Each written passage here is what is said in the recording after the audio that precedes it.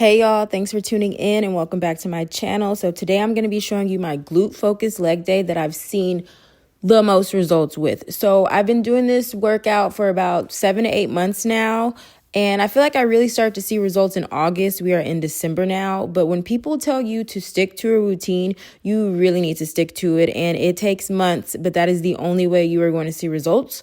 So I like to always start off with hip abductions on my glute focused leg day. I feel like it's just a good way to warm up and open up those hips before you go into your heavy lifts. And I usually just shoot for 4 sets of each exercise. Sometimes I will do 5 depending on the exercise, but about 4 sets, 8 to 10 reps. On my heavy days, I'm only shooting for 6 to 8 reps. After my first 2 warm-up sets, I usually like to go up in weight each set after. But with these, since I'm starting with them, although I'm going up in weight, I'm not trying to exhaust myself. Now, if I was finishing with hip abductions, I'd be going heavy, and doing them until I can't anymore, aka until failure. But we are starting with these, so we just want to get a really good, nice stretch. And now that those hips are nice and open, we are going to go into hip thrust, which is one of my favorite exercises for glute gains. I saw the most growth with these when I started doing them a few years ago. So I usually do 4 sets, and I'll either do them really heavy on one day with 3 25 plates on each side, or I'll do them like this with 2 25 plates on each side, but I'll do the 8x8x8 method, which is just 8 full range hip thrusts, 8 short range or calves glute bridge, whatever you want to call it, and then 8-second hold.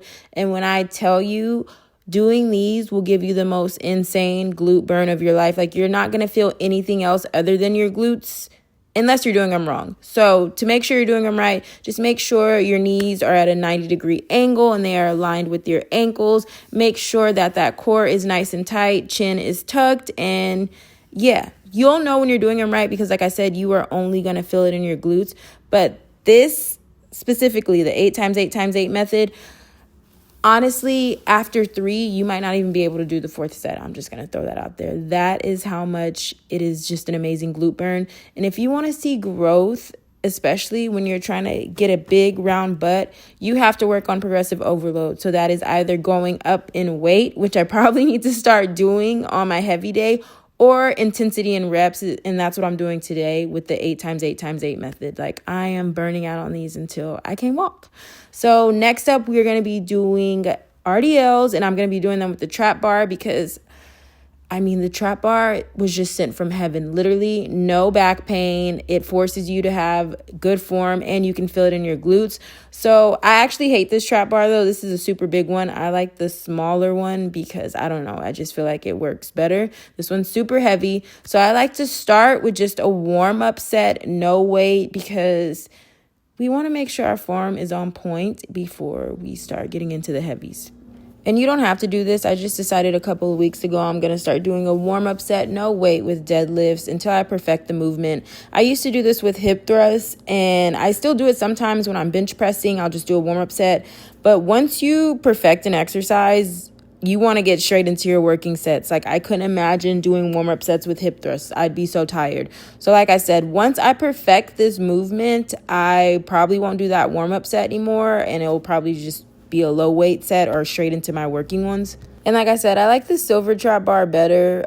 This one's just a little bigger, but essentially they're the same thing. So I'm just trying to get my movement and my form correct. I've been watching a lot of videos, and it seems like when it comes to these, it's more of like a preference thing if you're trying to do them more like sumo deadlifts or if you are trying to do them more like RDLs. So I'm just trying to figure out what works best for me. But what I will say, when using these, it eliminates all back pain. You can actually feel it in your glutes and everywhere else you want to feel it. And I feel like it forces you to have good form. So like I said, I specifically need to figure out what I am trying to work and how I specifically want to use this awesome thing. And if you have been scared to use the trap bar like I was for years, please do not be scared. Run to it. Like I said, eliminates all back pain. You really feel it in your glutes. Like, you can see my glutes working, and I just wish I would have been using this years ago instead of fooling around with the dumbbells or the barbell. And those are still great, and I want to perfect those, but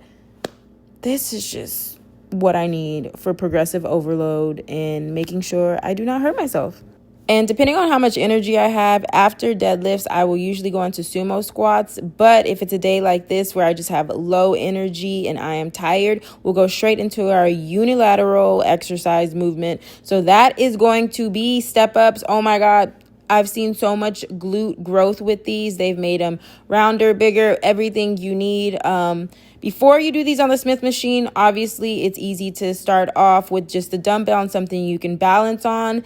And if these are too hard for you, because it took me time to work up to them, the movement I wasn't used to it at first. It's not even that it felt bad, but if you are not ready to start with step ups, what I was doing before these were split squats. That is how I would end my leg day. And the same. Did so much for my glutes, made them bigger, rounder. You can really feel your glutes working when doing both. So step ups, but if you're not ready, I'm just going to show you split squats really quick. I was doing them both on the same day, but that honestly is just too much. So now I do split squats on my hammy and quad day.